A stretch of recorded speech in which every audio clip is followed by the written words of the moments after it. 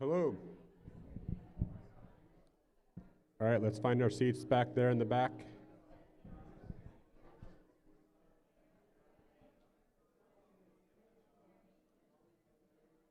One, two, three, eyes on me. School teacher vibes. Can we quiet down so we can get started here?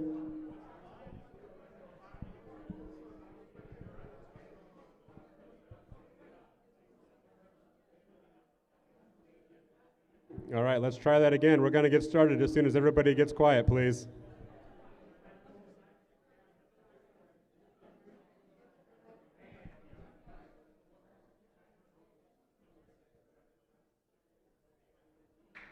Thank you. Hello, members of the media here in the room with us today and those around the world. My name is Jeff Oliver, Media Chief for the Prefontaine Classic. We have an exciting lineup for our media conference today, so we're going to jump right into it. Please welcome Michael Riley, CEO of Tracktown USA and co-meet director of the Prefontaine Classic.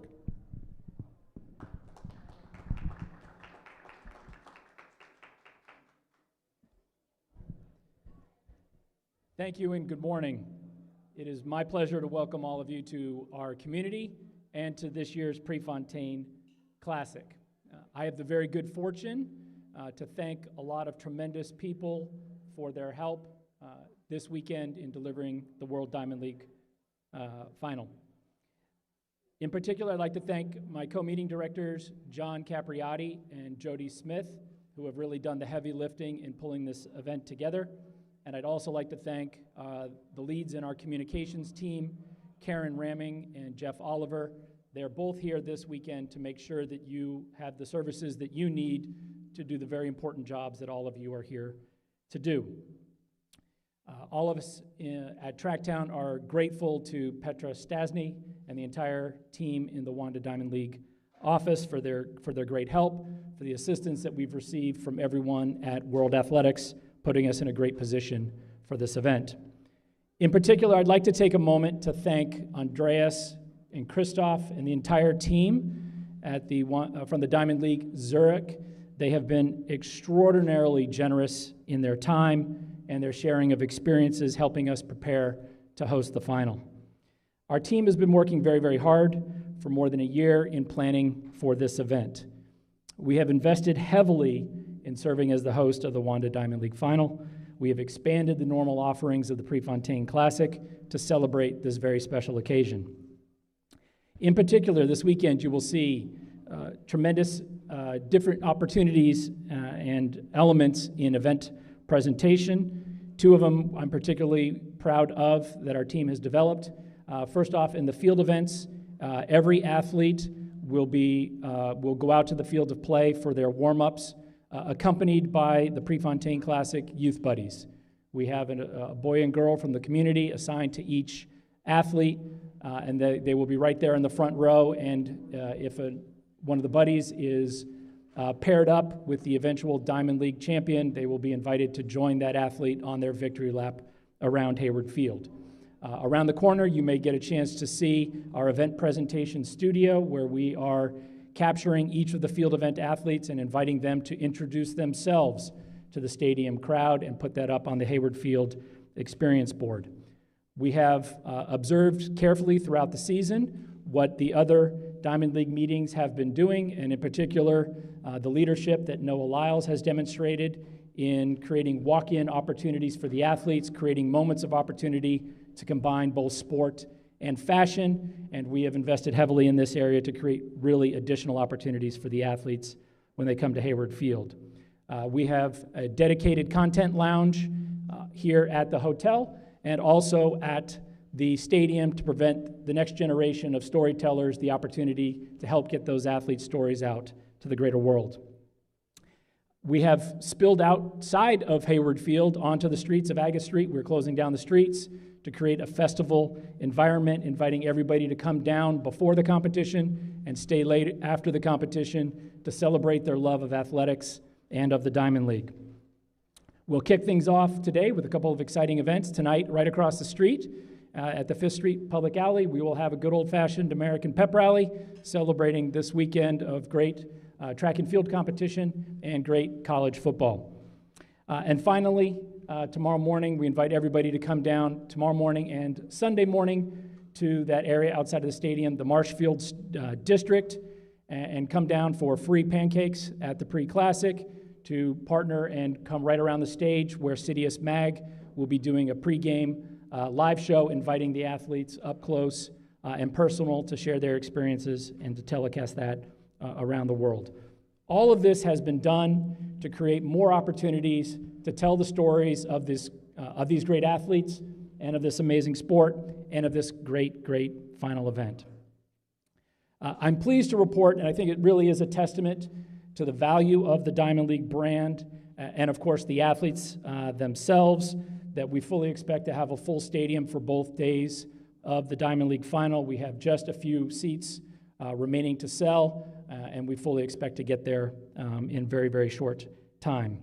Additionally, I'm very thrilled to report that more than 1/3 of the spectators that will be here this weekend are traveling here from outside the state of Oregon. We have 49 of the 50 U.S. states represented. So if you have friends or family in the state of Vermont, we ask for your help in texting them right now. We have great seats held for them so that we can get that final state represented.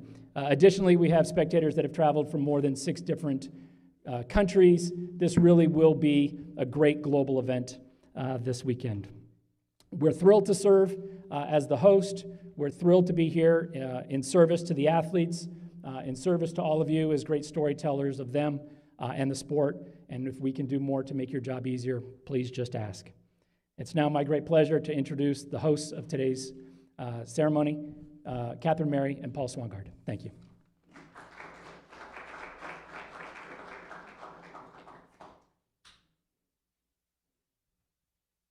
You good? I'm good. Are you good? I'm always good. Morning. Morning. You want to take that mic? Okay, I'll take this one. How are you? Not as good as you. I'm good. Why am I better? I didn't have to travel. It was like a 2-mile True. commute. It was great. True. On the heels of what Michael said, we want to welcome everybody to Eugene. I've been struck by how many of you I see each and every May here for the Prefontaine Classic in its normal calendar schedule, and now you're getting to see what we always say, for those of us who live in Oregon, this is a spectacular time of year, college football weekend, and for those from outside the country, just take that in, because the college sports scene here in America is something to behold, and there'll be a lot of green and yellow out there on the streets, and hopefully some of that in the stands for the first day of competition at the Diamond League. We have athletes coming up here over the course of these next 45 minutes to an hour. The format will be, we'll ask some questions here at the front of the stage, and then afford a couple of opportunities for questions from the crowd.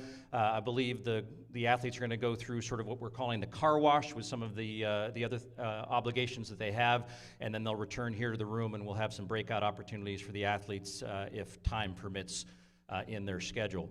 Kath and I met a couple of days ago, and we were talking about kind of how we wanted to kick this off, and obviously excited about all of you here in the room. We've been really fortunate over the last couple of years to see kind of a youth movement in the press corps here, and we saw it in Budapest as well, and thanks in large part to this Magic Boost group that was kind of invented a young group of storytellers who came and used Prefontaine as kind of their living learning lab. So we want to welcome you all here again today, and hope you'll be active participants both today in the news conference and over the weekend that follows. We felt, though, that we'd be remiss, given the global audience that we have here and many of the longstanding friends we have in the media community here, that we would take a moment before we start to talk about Peter Matthews. For those of you who knew Peter, legend of our sport, statistician extraordinaire, one of the few guys that could do in commentary in a stadium and then flip a switch and do it on television as well. For you Magic Boosters or any young journalists wanting to learn how to tell stories, yes, you can learn that craft from people who did it a long time ago, and I would encourage you to go on to the, what do they call it, the YouTube? It's the YouTube. And go watch some of his race calls, David Rudisha's 800-meter run in the London Stadium in 2012. It is textbook storytelling and creating a moment, and you all can do it in a new and special way, but remember that the skills that you develop are rooted in the legends of our sport like Peter Matthews. And Kath, in the context of UK athletics and just your experience knowing Peter a little bit better than I would, what else would you like to say about him? Yeah, just a few words, folks. I think, as Paul mentioned, it would be remiss of us not to mention his sad passing last weekend at the age of 78 years old. I think everybody in the room who's ingratiated into our sport, some like Peter for over half a century, will have read a statistic that he would have written. He'd have written lines in books that you've probably picked up and seen. And he was just athletics, track and field, through and through. The president of his club of Enfield and Haringey back in England. Grassroots level was important to him, as was all the way up throughout his career as a broadcaster, a statistician. And he's going to be greatly missed. And I think it was very fitting that we just mentioned that here. He was huge in the UK and huge around the world. And I know there'll be lots of people watching us here today who'll be nodding their heads saying he was a special man. So if we could all just end those few words with a round of applause and appreciation for the life and the dedication and the commitment of Peter Matthews, ladies and gentlemen.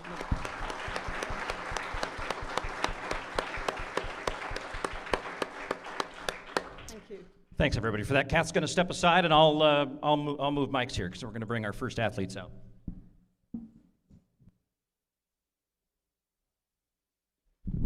So I think we're starting vertical jumps. So let's bring to the stage world champion after world champion after world champion, Olympic champion after Olympic champion, Katie Moon of the United States, Mondo Duplantis of Sweden, and Nina Kennedy of Australia.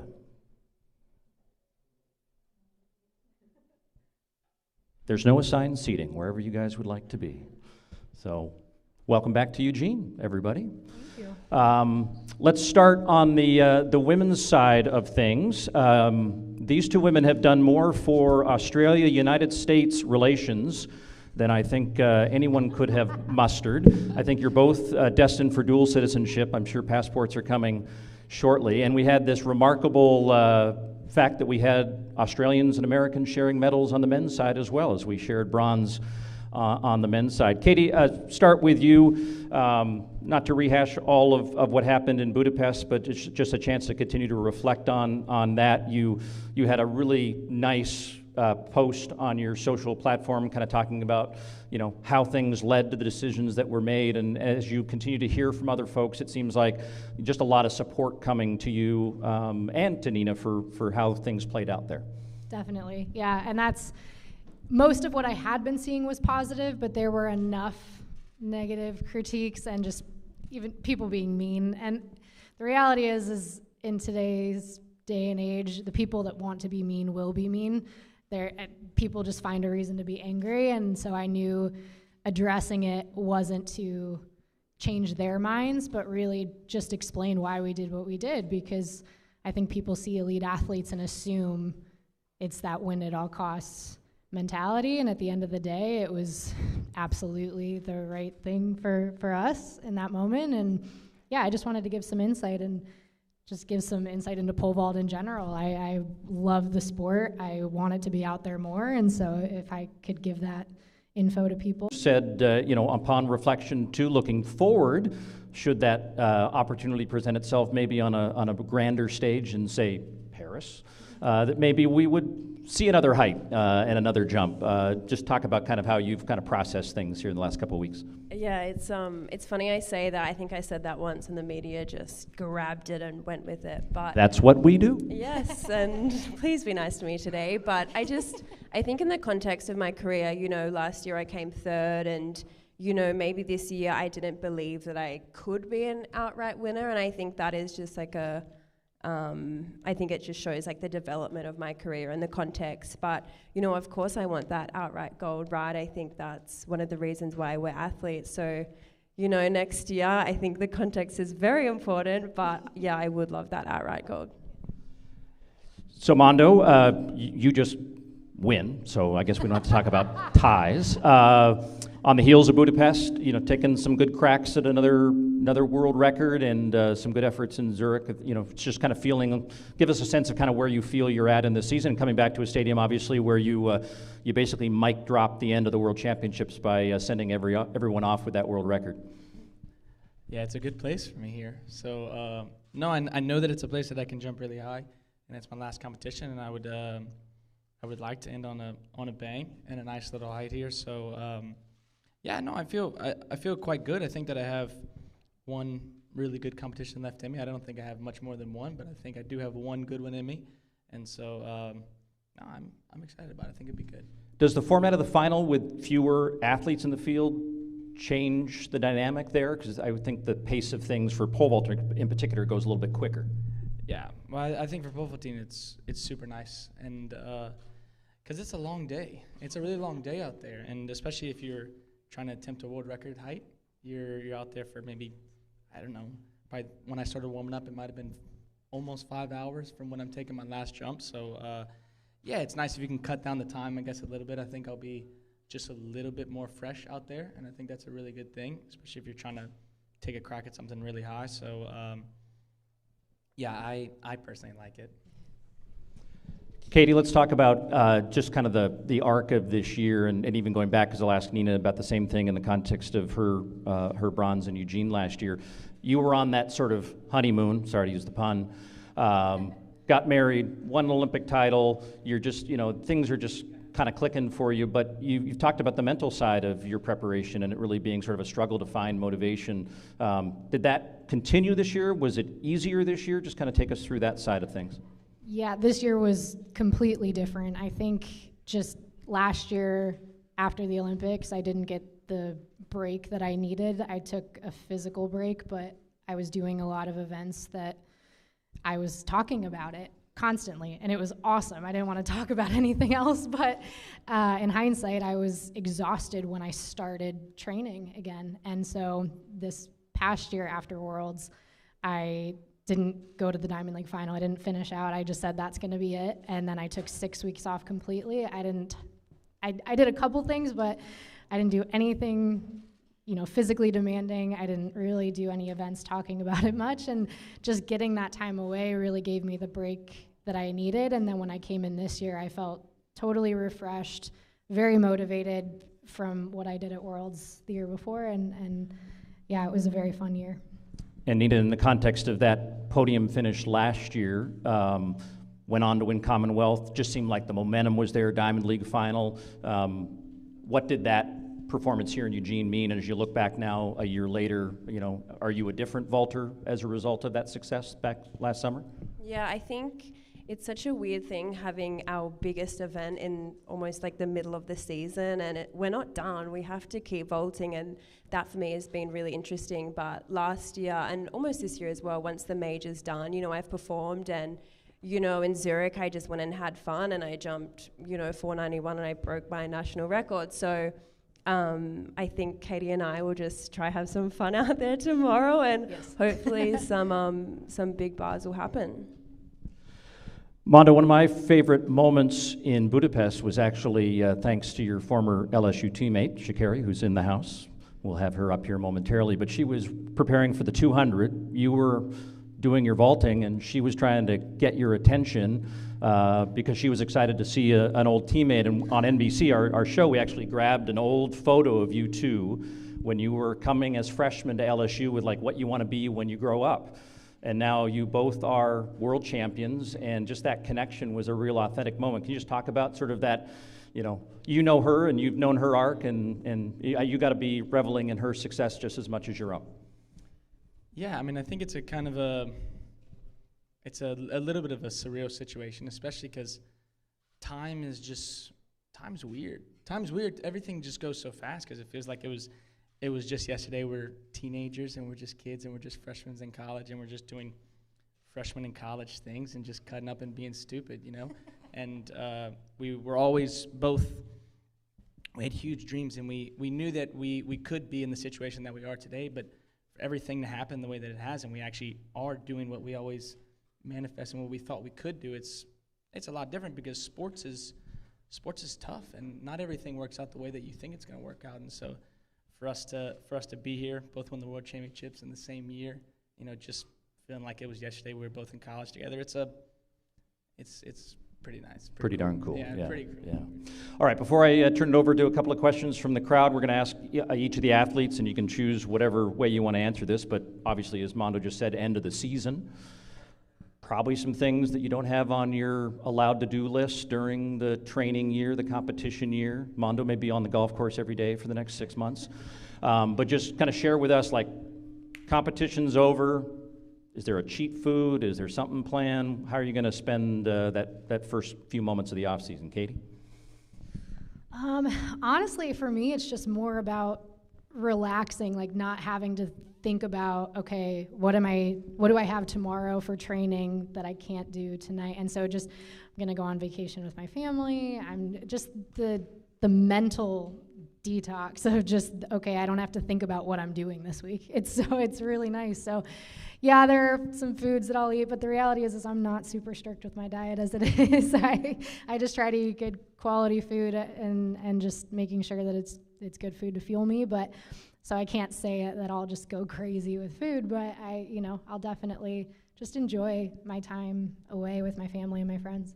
And Mondo, besides trying to get a sponsor exemption for a PGA Tour event, what will you do in the off season? Well, I guess immediately I got both of my brothers here at the competition in Eugene, so there's probably going to be a few brewskis in play right after the meet. But no, other than that, I don't know. Just. And are you more are you a Pilsner guy, an IPA? What's the are you going dark beer? No, I'm more of a Pilsner guy. Okay. Yeah, I would say. Make it up on volume. Yeah, well, you grow up in Louisiana, you go to college in Louisiana. It's super hot, so I think everything is too thick if it's an IPA. So I'm not going to talk too much about beers. It's fine.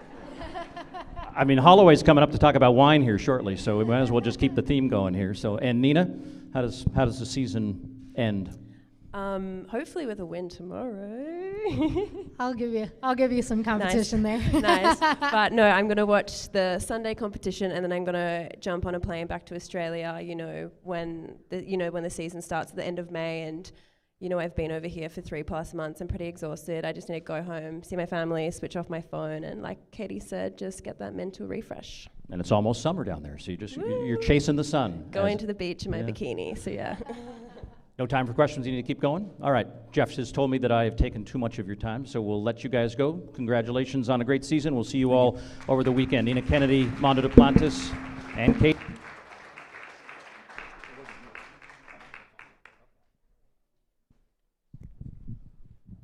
Okay, super stuff, guys. We need to bring an extra chair in as we move on to our next section today, which will be the sprint events. It's just, as Paul said, world champion after world champion, those that have won the title in the past, those that have won it in the present. Come on up, let's bring our fast people in. Christian Coleman, of course, 9.83 seconds last weekend in the Chinese Diamond League, a former winner at Prix, and a former winner of the Diamond League title over the 100 meters. And we've got a couple of three-peat guys here as well. Grant Holloway with a coffee, Grant? Is that a coffee? Is that a coffee there? Oh, yeah, please, always have coffee. 3-time world high hurdle champion Grant Holloway, of course. Sha'Carri Richardson there, the second from the end spot, our new world 100-meter champion. And Noah Lyles, the fellow three-peat on the panel, of course, with his third title over the 200 meters in Budapest, and finally that 100-meter gold medal in the Hungarian city as well. How are we all doing, guys? Great. Are we all good? Yeah. Let's start at the end. How much fuel you got left in that tank, Noah? Because you weren't supposed to be here. You said my season is done. Track and field fan says, no, please come to Prix, and here you are. How you doing? I'm good. Oh, look at that. I get a mic too. You don't need a mic, but let's hear you properly, Noah. How you feeling? I'm good. Big race tomorrow, man. I'm big good. Race. I'm excited. Yeah, it was crazy because I remember running out to Zurich, and they're rushing us because they're trying to get us to go do the medal ceremony, and I'm slumped over on the side of the stairs. I'm like, I think I'm seeing stars. But I had to think, it'd been less than a week since I had run on the 4x1, so I had still, exhaustion. 3 days later, I'm just doing my shakeout, and I'm, doing some build-ups. I'm like, I think I got one more in me. But I had to make sure that my massage therapist was going to be home because she was actually at the Basketball World Championships working with the French team. Okay. But they got knocked out early. Yeah. So I guess y'all can thank the French team for getting knocked out early that I'm here. This kind of sucks, but at the same time, I'm excited to be here because I got one more in me for sure. Was the draw of the crowd, was the draw of it being for you guys home turf? Hayward Field, home turf. That must have been a draw for you guys, and in particular, must have played a little partner in the form of, I've just won 3 medals at the World Championships. Let me just go and show my public what I've got. That must have been a little draw for you as well. Yeah, it's definitely one of those things where it's like, every meet that happens after World Championships, I see almost as a victory lap. Yeah. So a lot of people will get tired, and they're exhausted, and it's like, I don't really want to go to track meets. I'm like, well, it doesn't matter if you win or lose now because you already won World Championships. Nobody can take that from you, or whatever title you did get from Worlds. So it's now a victory. Like I remember coming to Prefontaine after the Olympics, and my mom was telling me that some girl in the stands was like, "Where's Sydney? Where's Sydney?" And like she was so distraught that Sydney wasn't there. And I was like, wow, I guess I didn't realize how much people just want to see you after the moment happens, that, we got to treat this like our victory parade, when other teams go back to their city and they're celebrating. This is our celebration. It is your celebration. And you've just said in that little quote there that it's the end of the season. I've got the world title. It doesn't really matter, but it must do, right? Because Christian, this guy on the end here, with your little 9.83 equal world leading time last weekend, you've won Prix before. You've arrived in form, my friend. Yeah, I feel pretty good. For me, after the World Championships, I didn't really perform how I knew I was capable of performing. And so I looked at it more so just encouraging an opportunity to have more races afterwards. And I feel like I'm just not really finding my stride. And so I'm excited to put another one out there. So you don't want this season to end, man, because you've started and you're picking it up. So hang on then, let's get this right. 983 this year. Yes, sir. 983 this year. How are we going to split you guys? Who's going to take this Diamond League title? What's going to be the difference between you two tomorrow? The win. What's going to get you that win? You're both the same I came time. Here we can't I came here separate for you. one thing. I came here for the Hayward Magic. Now, I'm a big believer that Hayward Magic works very well for Americans. So I know there's going to be, regardless, a good race. But I definitely came here to try and better that world lead because, 3 people having a world lead, something got to give. Something got to give. Well, 2 of you are here. We're looking forward to that one. And Sha'Carri, look at you, sitting there with your world title, your 10:65 time. How are you feeling? Because you've got another huge race tomorrow, and you're on top of the world. Well, I'm feeling pretty good. I'm feeling blessed. I'm feeling grateful for the season I've already had. So knowing that I am world champion of this year, I am world leader of this year, I just feel like anything else, like Noah said, is more so of a victory lap. I've done what it is that I know I wanted to do, but the job's not done. So going into this next lineup, the amazing ladies I've been racing basically all season, lining up against them again, and we see who come out with on top. You've had such a great vibe this year with yourself and all your rivals, and the Jamaicans in particular. You've done laps of honor together, you've shared flags, you've done selfies with the crowd. Have you enjoyed that as much as we've enjoyed watching it? I've enjoyed creating a sisterhood that a lot of people felt like was impossible. And no matter what nobody says, I know that my demeanor, my vibe has helped create that, no matter what media may say or the story they may want to portray. So I love sisterhood. I love women, if y'all know or don't know. And yeah, so it makes me excited to see those things, but at the end of the day, knowing that yes, we may have ultimate respect for each other, but when we get on that line, we also know that we want to come out first, no matter what. So is the victory tomorrow in a field like that, Sha'Carri, more important than the time you run, or would you just love both? I would say, honestly, more important to me is execution. Time, the placement, all of that is just a bonus to execution. As long as I go out there and execute the race that I know me and my coach have been training to do all season, I'm happy with that. Was it a perfect run in Budapest, your 10:65? No, there's never such thing as a perfect run. What needs to be corrected to make it faster? You'll watch and see. Talking of consistent, talking of execution, Mr. Holloway there in the middle. 3 world titles over the high hurdle, 3 legends, and that three-peat that you and Noah were doing all the time. How you doing? One last little roll of the dice. It's a last dance, Grant, before you can get on that red wine that Paul was talking about. Well, I think the biggest thing is for me is just coming out here. I've been really just trying to find, a sense of motivation, a sense of urgency, really just after Worlds, obviously, like I said, it was, once you put, blood, sweat, and tears into an event and you come out on top, you accomplish that goal. It's always hard to try to refocus and get it all going. But, my support staff, my team, we've been working, diligently at just trying to put some more gas in the tank. Like I said, for me, it's just I take my life, however I want. Like, it's really I guess I say I have discipline, but, when it's, whenever I want to do something, I just go out and do it. And, the biggest thing is right now is really just, I feel like it's a win-win or a lose-lose. You come out here, you run well, cool, you win. Everybody will say, well, he was supposed to win.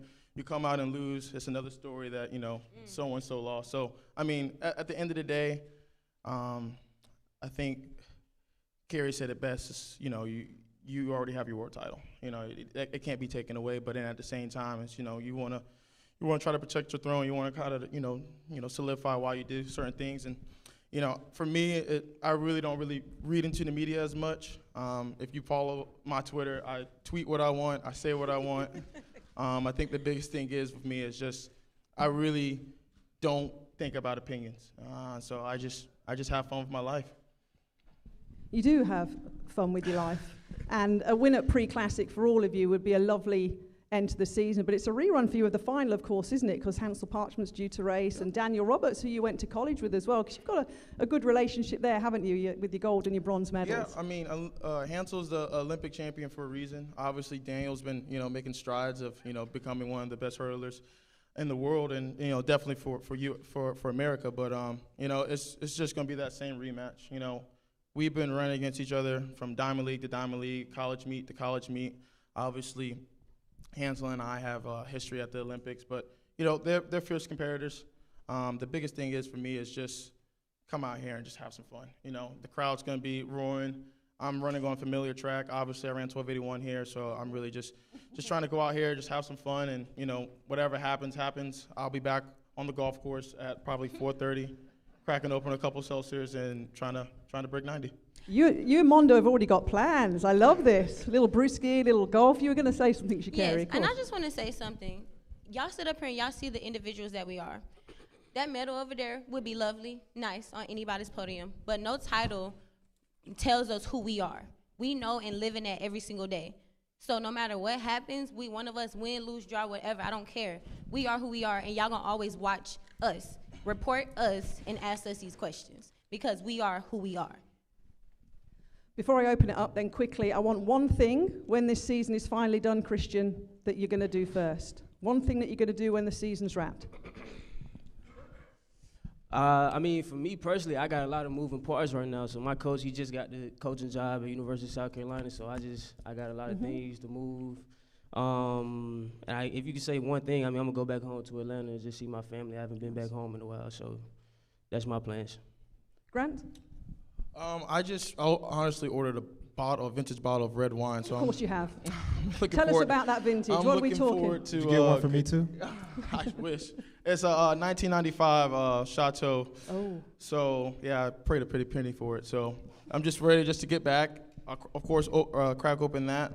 A lot of, not really like Christian, but not a lot of moving parts. But in the process was just getting some stuff done in Gainesville, and then obviously World Indoors is going to come quick for myself. So I have another title to defend. So I'm sure I'll sit down with the team and figure out when we're going to start training. But I'm sure it won't be probably take about 2-3 weeks off, enjoy it, and just go from there.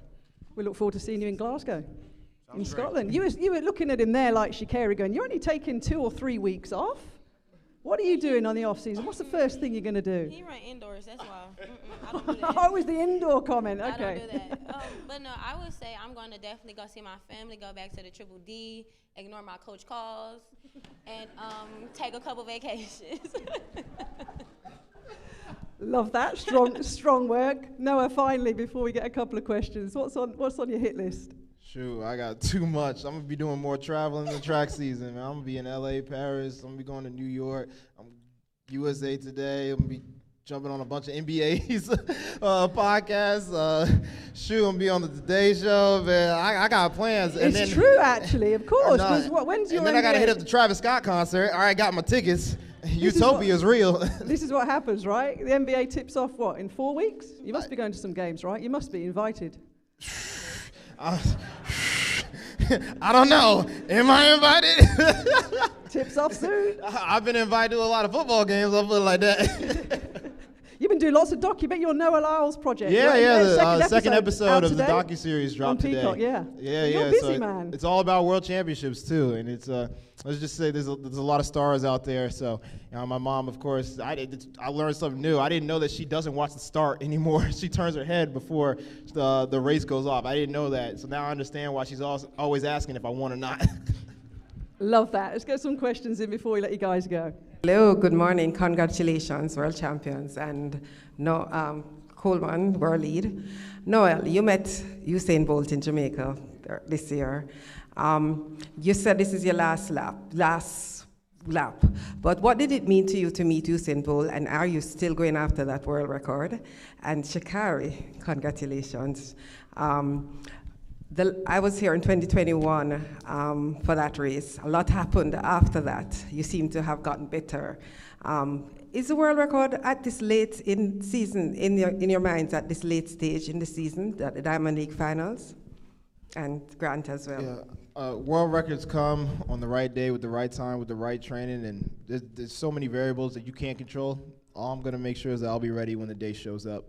In terms of meeting Bolt, it's funny because when I actually met him, I was actually walking up to go see my girlfriend, to hug her, and then all of a sudden this tall figure just like walks in front of me. I'm like, who is this person that is? Oh, it's Bolt.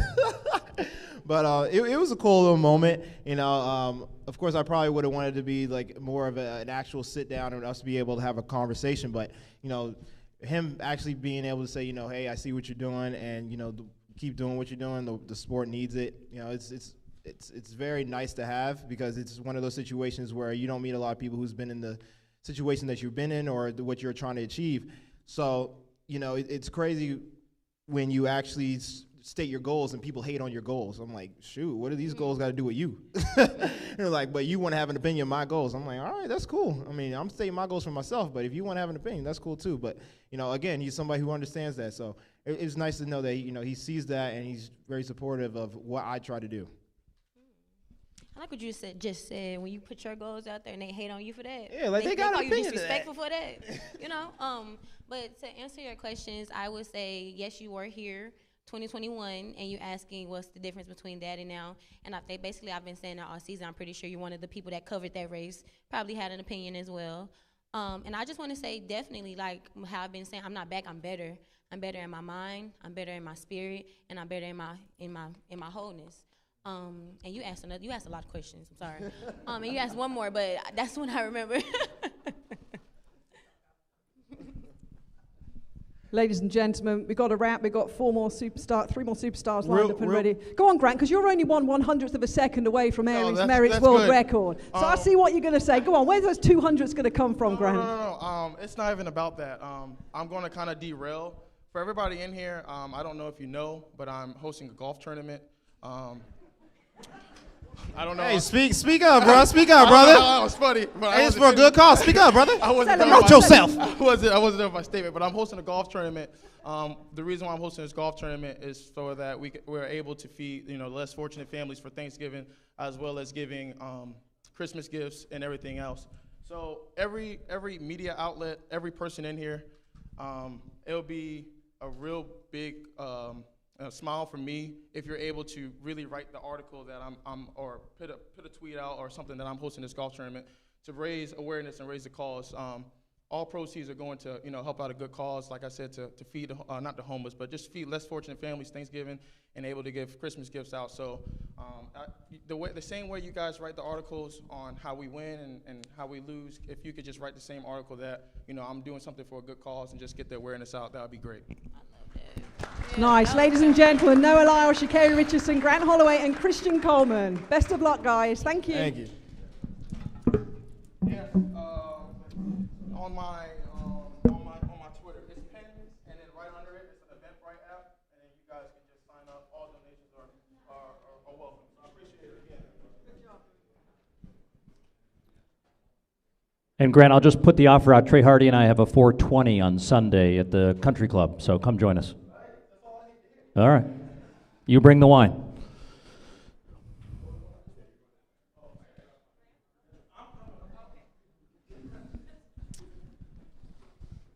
Well, they can move the Prefontaine Classic to September, which may be the latest we've ever had a track and field event at Hayward Field, but you can't take away the tradition of the Pre-Classic, and obviously the high water mark in each and every edition of the Prefontaine is the Bowerman Mile. I think Peter Matthews would have confirmed the statistic that that is the venue with the most sub-4-minute mile performances of any venue in the world, though I think London still has the number for the most sub-4s in a city.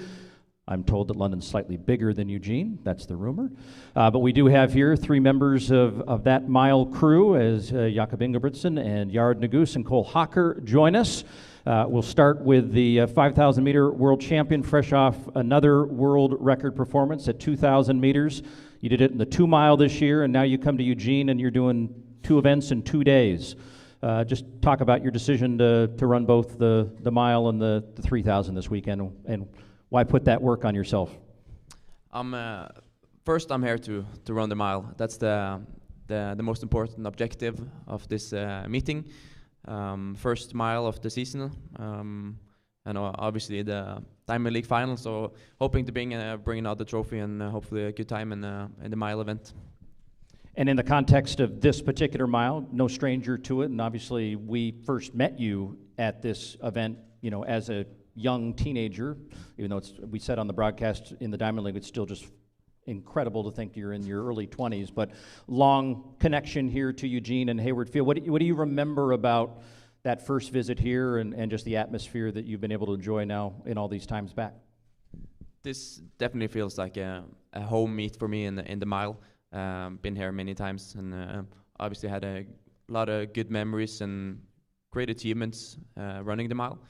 So it's where it kind of first started at the Diamond League scene, and it's great to be back and obviously having those experiences in the back of my mind. I'm really looking forward to tomorrow. And Yared, I assume you are also looking forward tomorrow, and he says it's a home meet, but this is home soil for you. So just as you gear up for this, we talked in the afterglow of your time in Budapest that you learned a lot in that experience, and you're trying to use that now, and you did, kind of getting right back on the track and performing well. But how do you take all that experience now into this kind of the last moment of the season to get that momentum going into next year? Yeah. I mean, I've always been a big proponent of just like last one, best one, and just really finishing it out with like everything that you have. So, to be able to, one, come back to America, to Eugene, is really nice, and also just to finish in a mile. I think I've been probably a little biased, but mile always felt a little more right than the 1,500 always did. So, it's just really exciting and really fun to kind of come back and see what I can do to my mile PR. It's probably really slow outdoors, and just, see what I can do. So home meet, home soil, home track, right? I mean, you're the one that knows this stadium better than the rest, and I assume, Cole, you're ready to mix it up just like it is a home meet. Definitely, yeah. It's been a pretty weird season for me, I would say, and it's kind of worked out here towards the end, and I've felt like myself, and I feel like in my mind it's a perfect ending to this season for me. Regardless of how the race goes, I'm always here to win, and I'm always here to, push myself the fastest I can go, and just the chance to do that in front of, an Oregon crowd, and repping Oregon Track Club for the last time this season, it's going to be pretty special, and I'm really excited to do that. Yeah. Yeah, and the stadium probably as full as it ever been, so we'll kind of see fully that vision of what the stadium can do on a sunny afternoon with the best in the world here. Have not heard, and you guys are maybe waiting to have some conversations later in the day, but how fast is this mile set to be staged? What do we got pace-wise? Any decisions made yet? I know some of you probably have roles in making those decisions. Jakob, have you asked for any particular pacing? Yes. Okay. But, so you're saying there's a chance it might be fast? Yes. but I think it all depends on the conditions. I think we all know that the Hayward Field is a difficult track to manage and to run fast, especially in distance events. with the 300 meters to go, there's always headwind. So that can be a little bit tricky. So it all depends on how, if we can get lucky for a couple of laps. If not, I think we're going to have a good race on our hands, and I think we're going to have to run fast to be able to win. So it's going to be a good race. And when we were on the Diamond League broadcast at the end of your record run this last weekend, you sort of had that shrug. You sort of just at the end were sort of like, yeah, that was a world record. Can you talk that out? The reaction that you had, it seemed like less, hey, I just broke a world record, but it was like, yeah, this is what I thought I was capable today to do. Yes, it's being in that position is somewhat strange, especially coming from Budapest, and the last 10 days before that race, I didn't feel very good. So of course it's a feeling of relief, and that I felt that good in that race. But I also knew that I had a good shot of beating that record, and obviously doing it, and with me having such a good feeling throughout the whole race, it's somewhat surprising. And but I think it's a pretty good position to be in. And Yared and Cole, I know Alan Webb's wife posted something on social media with Alan doing some training on a treadmill, saying he's still the American record holder in the mile. Does that time, that opportunity present itself this weekend, you think? Yeah, I think so. So you're saying there's a chance? Yeah, I feel like if the race goes out like nearly anywhere as fast as any other Diamond League has gone out, then I'm sure that's something that could be managed. What do you mean by the race? If the race goes out that fast? I was gonna say a lot of it depends on, obviously, competitors, pacers, and whatnot. But I just feel like no matter what, it's gonna be a really fast race, and it's like 3:46 high or something. And so I'd be really excited to kind of just go for it and just see what I can do. I feel like I ran 3:47 indoors, so I feel like really confident that I'd be able to kind of just push it out a little bit further, and they say outdoors a little bit faster. So, yeah. And Coleman, go ahead. Just stick to me as long as you can, and we'll get you sub 46. Okay, yeah, we'll see. I might be closer than you think. See what happens off the Bowerman curve, I guess. Cole, you're just sitting here going, well, maybe they'll beat each other up, and then present the opportunity for me. You said it's been a wonky season, but again, the same question. I mean, you're obviously feeling like you can be the best American miler ever, and does that opportunity creep into your mind coming into this kind of race? Yeah, of course. It's going to be in the back of your mind going into a race of this caliber, and I can only speak for myself, and run my own race, and put myself in the best position to run as fast as I can.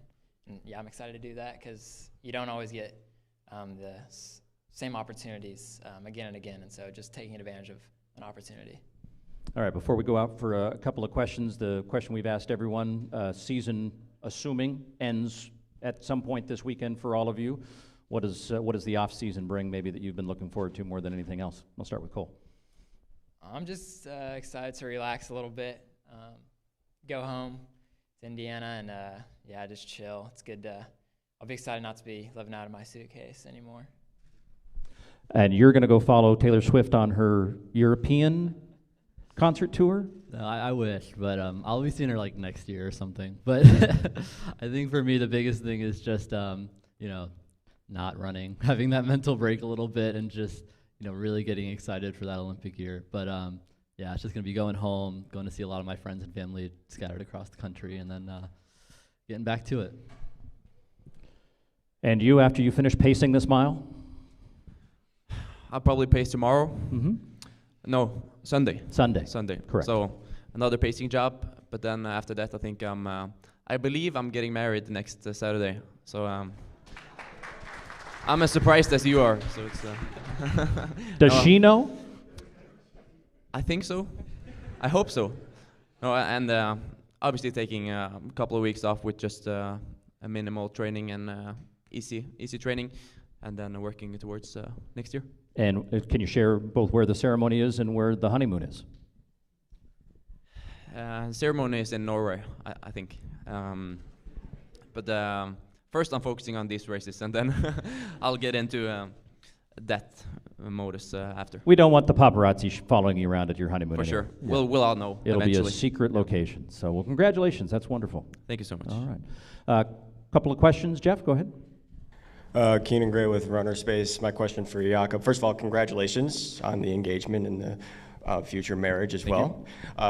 Obviously, this season has been a whirlwind for you and just so many different accomplishments throughout the year. Then, of course, the 1500 loss. But how have you felt this season has gone for yourself? I would say it's probably been a little better than I expected. I struggled a lot with illness after European Cross in mid-December and lost a lot of, fundamental training in that period leading into the indoor season. So I had a couple of minor struggles with a hip. That's probably because of I didn't get to train throughout the whole winter. But like my physical abilities has probably been a little bit better than expected. I'm always, doing the same type of training, but always looking for small details to change for the better. And I got a lot of good races. Obviously, improved a lot of my personal best. So it's so far it's been a good season, but it's only a good step in the right direction for the next year and the year after that. Aaron Potts from the Running Report. My question is for Cole, and it's kind of piggybacking off of what you were saying. Cole, you started your season a little bit later, dealing with injuries and some other changes that happened. But how are you feeling? You're just coming off of a 330.7 PR. Do you feel a little fresher since you started your season late? I think, yeah, it's a helpful thing I can, kind of count on, comparing myself to where the rest of the guys are in the world right now. And, yeah, I feel ready to go. And like Yared said, make this one the best one to end the season. I have a lot of confidence that I can do that. And, yeah, I'm excited to do it. This is for Jakob. I'm hiding over here. Larry Eater with Run Blog Run. So here's the question I wanted to ask. I watched that 2000, and I don't think you got the respect for that 2000 that you deserve. The mile would have been a great race just there and stopping. So what did you feel like when you'd hit a mile and know you're really cranking, and then you had another lap to go to get the world record? I was more focused on the splits each lap that I was going to, because I obviously asked for a pace for that race. So I wasn't really focused on what it meant for going through in the mile. But going a second slower each lap compared to the 1500 meter fits me very good. And I feel a lot smoother on 57, 58, and even 59 laps. So that's why I'm also looking forward to running the 3K, because I know that sort of pace fits me a lot better. It doesn't matter. It doesn't mean that I'm not gonna run fast in the mile, but it's a bit different running a little bit longer in distance and a little bit slower pace. It's more comfortable for me and feels more natural. So it was a very good race, but it felt almost too good to be true. All right, thanks for those questions. Thanks to Cole, Yared, and our pace setter, Jakob Ingebrigtsen, for tomorrow's Bowerman Mile. Thank you.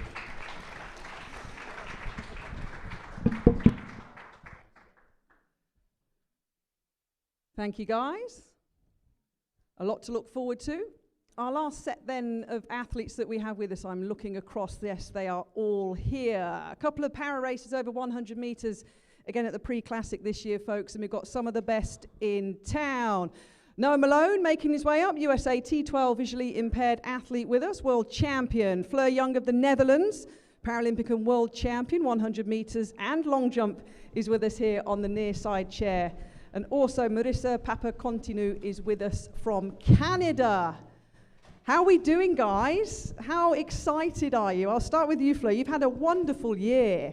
an amazing season. World records left, right, and centre. A long jump, ladies and gentlemen, a 6'74" long jump. No female Paralympian has ever jumped further in your classification of T64. So you arrive here buoyed and excited, Fleur. I am, yeah. After the World Championships, I mean, the World Championships couldn't have gone any better, both titles being in my name now. And to be able to end my season on such a high with 2 Diamond Leagues, last week in Brussels with an amazing distance indeed, I 100% surprised myself. And then I'm super excited to see what this Diamond League is going to bring for me. Well, hopefully it's going to bring some fast times and some good competition, isn't it? Because you guys battle all the time in Paralympic track and field, Marissa. So it must be really special to come to Pre-Classic and a meeting again of this size, the Diamond League final, and be quite rightly integrated into the program. Yeah, absolutely. I mean, the opportunity to perform on this stage is amazing, especially to finish off the season. You know, World Championships this summer was definitely on fire. I had Fleur for the first 50 meters, but she got me after that. You kind of helped me get to that fast time. I was chasing you. But yeah, no, it's fantastic, and you know, it's amazing to be able to again compete against my top competition as well, because we're all kind of spread out all over the world. So it's nice to be able to come together and again on such a big platform to be able to show everybody what para-athletes and para-athletics is truly capable of. So. Canada's Blade Runner. Everybody knows you as that. Do you like that? Yeah, it's a cool name to be called. It's definitely, I feel like, holds a little bit of weight because, you know, back when I was just starting out running, I got my first running blade when I was 12 years old, and Stephanie Reed, she is my biggest source of inspiration and always has been. She was a reason why I got into track and field, and she was actually Canada's, I would say, original blade runner until she transferred over to Great Britain as her, you know, her nationality. So it's definitely a really cool name and a really big honor to be considered, you know, Canada's blade runner. But yeah. And then in the middle, Noah Malone in your little T12 classification there. Talk me through your 10.34 run that gives you your T12 classification world record, because I watched it and it was smoking. Yeah, no, thank you. So that came early in the year, so that just comes with a lot of hard work and great competition. So there was a Norwegian athlete who I would compete against time and time again, and he pushes me a lot. So he's now in a different category, T13, but back when I ran that specific time, it was very competitive. So that's just the main thing with the T12 and T13s and really the visual impairment classes in general. We're just trying to make sure that the para sport can finally have this platform to share our stories and compete on a high level. So that's why I'm sure all three of us especially are very, very, very grateful to be on this platform so we can just show the world what we're really about. You'll know the Hayward Field magic. Everyone talks about the Hayward Field magic, right? So what are you expecting, guys, tomorrow with, 12,650 people, a sellout crowd, the vibe, the beautiful stadium? What are you looking forward to most, Fleur, with your competition? The whole package, isn't it? I think the atmosphere. I've never been to Hayward Field before, so it's going to be my first time, and I actually really hope it's going to kind of blow me away and that it can help me and just excite me to a good time. Of course, and yourself, Marissa, you must just be excited to be here and compete in such a wonderful, special environment. Yeah, it's definitely a very special environment, and you know, just to be able to compete a bunch in front of a really big crowd, to have that energy, and yeah, I've heard so many times how magic running at Hayward is. So to be able to do this for the first time at a Diamond League is going to be a really great experience. So yeah. And it's another Noah in the 100 meters, Noah, that wants to run fast, right? Home track. No, there is, yeah, for sure. So this is my first time here at Hayward Field as well, and I was walking the track yesterday, and literally just walking, it just feels special. So I'm beyond excited for when we run on Sunday, and it's going to be a great feeling, especially that it just makes sense that our first time is going to be this specific competition. So it's very exciting to be here.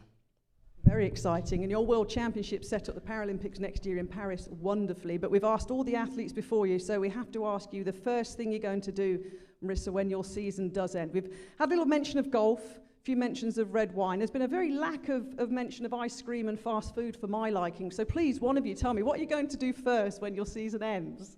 I think I'm just gonna go home and chill for like a couple weeks and do absolutely nothing. That's what I'm really excited to do. It's been a busy year. Noah, yourself? Yeah, so I still attend Indiana State University, so we're about to be in season relatively soon. So after this, I hopefully get a couple weeks off, but it's back to work because we got to win a conference title again. But yeah, it's back to work fairly shortly.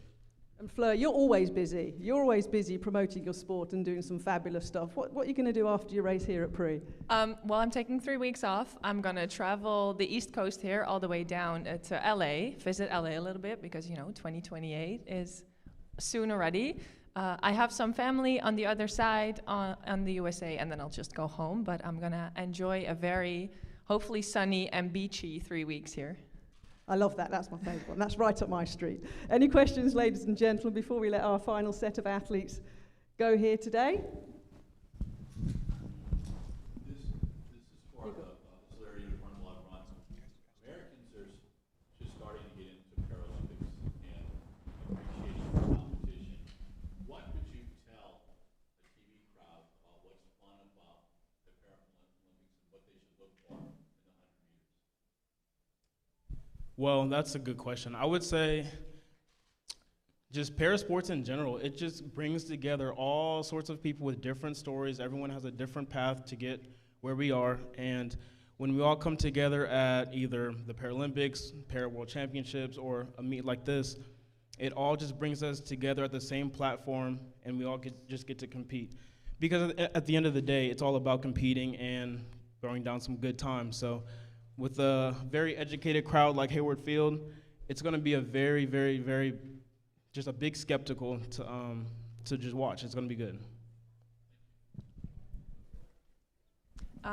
I think it's nice to see and to never underestimate the power of Paralympic sports. I think we have the power with all of our times and all of our performances to inspire the world, inspire the next generation. So it's not just the performance. The performance will lead to inspiration. And I think that societal impact, that is what the Paralympic sports and para-athletics in general, I think brings a little bit of extra load to the competition and to the race. We have that unique power and maybe even the unique opportunity to inspire and to make a societal impact as well. Yeah, I guess just to add on to what Fleur said at the end there, something that has held true to my heart this whole entire athletic journey for myself has been, showing others that if I can do it, you can do it too. So if there's that opportunity to, again, put yourself in front of a big audience and someone out there might be watching that might have a similar disability or that maybe just they don't think that they're capable of something, it just might show them, hey, that person is out there doing amazing things, and I can probably do that too. Like Steph Reed did for you, Marissa, right? Exactly. Exactly. One final question. Do we have one over there, Jeff? Yep. Yeah, kind of along those same lines as well. How are you able to promote the sport? For all three of you guys to answer this, how are you able to promote the sport, whether it could potentially be camps or foundations, kind of like how Noah Lyles and Sha'Carri Richardson, they're very loud in the track and field world. How are you able to promote para-sport athletes?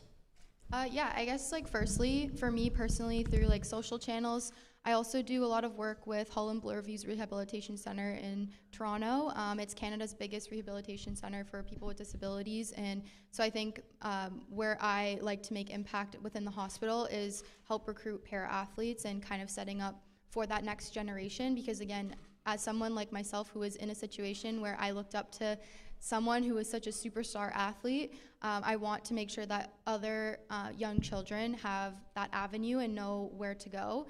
And so that's something that I would like to, again, do more of in the future as well, is making sure that our next generation has that pathway and they know the opportunities that exist, even though they might look a little different than their peers.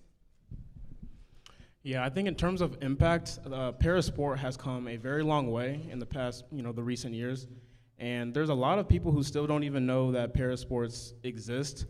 I got into it 2018, and I lost my vision 2015. So just those 3 years, I wasn't aware of it. So there's a ton of people who have amazing stories and may have a disability, but are still very athletic, who would definitely thrive in the para environment. So I think the platform is getting bigger and bigger, especially with LA 2028 coming to America in about 5 years. I think it's going to get even bigger from here. We can only grow. We've grown a lot in the past 10 years. We've grown a lot in terms of Paralympics getting the same medal money as the regular Olympics or anything like that. There's just a bunch of different aspects of it where it's going to get very equal into the able-bodied world. So we can only grow from here, but we've done a lot so far. It's going to get better from here.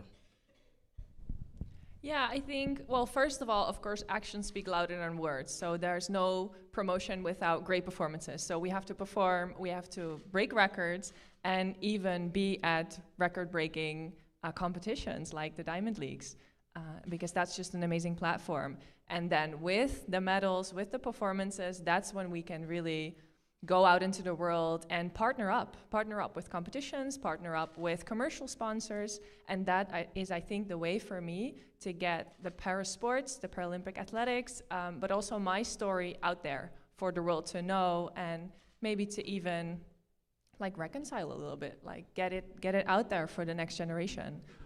But first, run fast, jump far, and that's when we can like really get the attention like on our side, actually.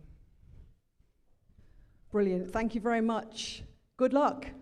Looking forward to it. And that's our last set of athletes, ladies and gentlemen, from the press conference here this morning, setting up, I think, Paul, wonderfully well the Saturday and Sunday at this year's Pre-Classic in our Diamond League final. We're looking forward to watching your race. Thank you, guys. Thank you so much. Thank you.